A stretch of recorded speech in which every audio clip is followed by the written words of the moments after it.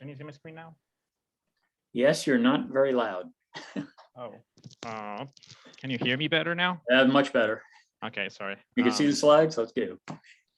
All right. So, hello everyone. My name is Javier Gomez. I'm a PhD student working in Jamie Young's lab at Vanderbilt University.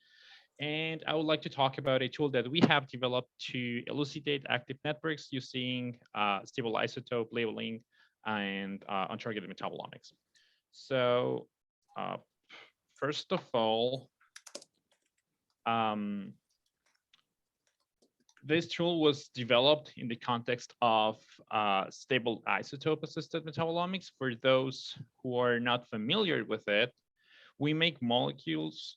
We take molecules that have been labeled with stable isotopes, and we track them as they metabolize to understand the metabolism of multiple organisms. So recently, with the advances in high-resolution mass spectrometry, we are able to differentiate the contribution from carbon or nitrogen when we use dual label tracers.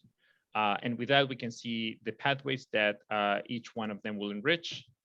And I'm having an issue with my, okay. So yeah, we can basically see where each carbon and each nitrogen are going. So a common issue in this type of experiments is that they yield a lot of data that is not relevant, at least for our experiments. So specifically, mass spectrometry will return peaks that belong to noise or other compounds in the organism that are not labeled, and thus they are outside of our scope of interest.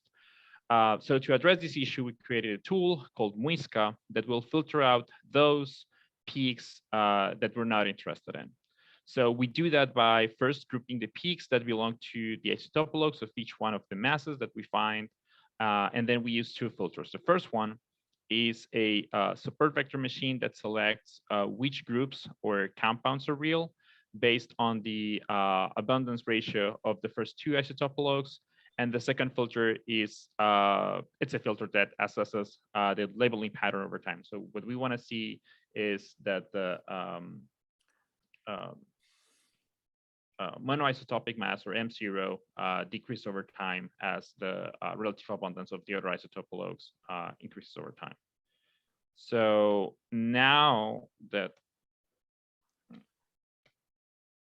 still not working. Okay. So now that we have a list of the masses that have been labeled, we proceed to suggest an identity for them. And to do that, we reconstruct the metabolic network by comparing the common metabolic pathways between the tracer and the organism.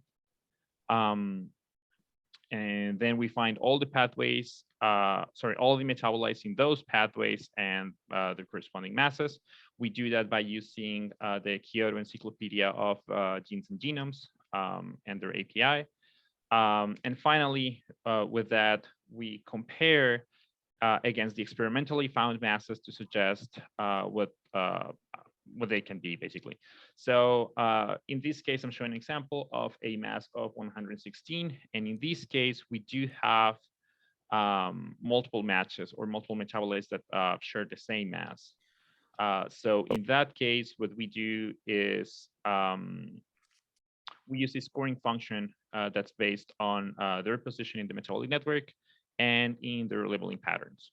So one case where we apply this tool is an experiment with soybeans using carbon-labeled glucose and nitrogen and carbon-labeled glutamine. So we analyze the data using a Q-exactive Orbitrap, and we pre-process the data using XCMS. So after implementing our tool, we saw that the pathways that were active when using glucose were mainly pathways that would yield aromatic macromolecules and fatty acid, whereas the pathways that were active using glutamine yielded proteins. Furthermore, we can track where the nitrogen from the labeled glutamine is going to and see other new pathways that are not usually explored in our target analysis. So in our previous experiments, we had not considered some of the metabolites that are shown in these pathways. So having this list helps us to broaden our scope in our experiments.